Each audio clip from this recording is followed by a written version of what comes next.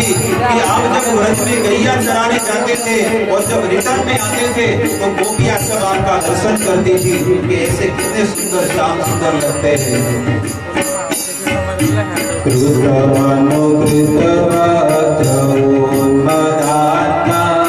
प्रकृति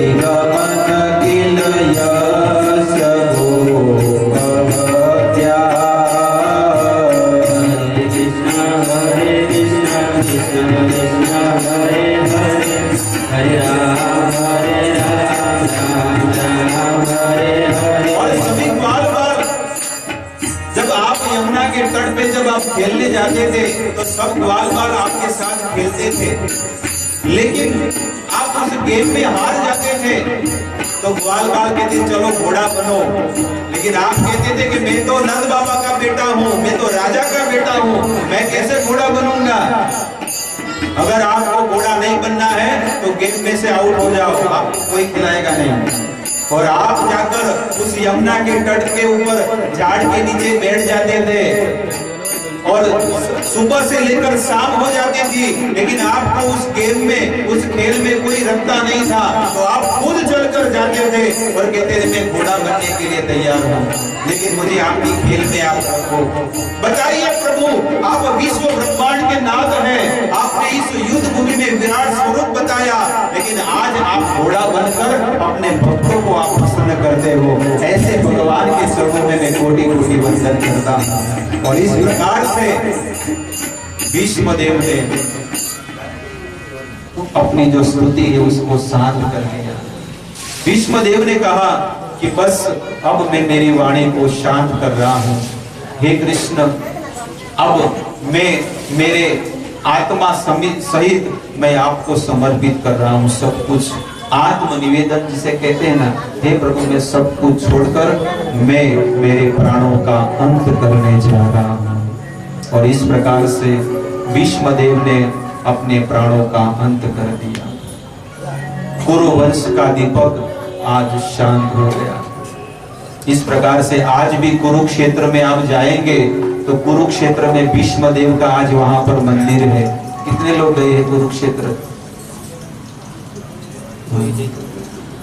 इसमें तो सब लोग पीछे है। कुन्नू मनाली कौन गया तो सब हाथ आएगा बता। लोनावाला कौन गया, सबका हाथ ऊपर आएगा, हाँ हम गए हैं। लेकिन ऐसे आध्यात्मिक क्षेत्रों में जाकर इस काया को पवित्र करना चाहिए। नहीं तो सब यहाँ के भक्तों को बोलना चाहिए कि कुरुक्षेत्र का यात्रा निकालो, वृंदावन के साथ साथ वहां का भी यात्रा निकालो, कुरुक्षेत्र भी जाएंगे। वहां पर हरियाणा में आया, मालूम है कुरुक्षेत्र कहाँ पर आया?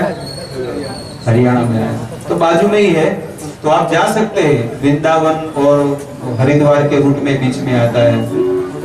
भीष्म देव अपने प्राणों का अंत किए और जीवन के अंत समय में एक स्तुति किए हैं। बहुत स्तुति वो गुजराती में मैं कहना चाहता हूँ क्योंकि वो गुजराती में लिखी हुई थी। कहते हैं भीष्म देव ने जो स्तुति किया वो गुजराती में कवि ने लिखा है, मैं आपको हिंदी में बताऊंगा, बाद में इस कथा को मैं विराम दूंगा।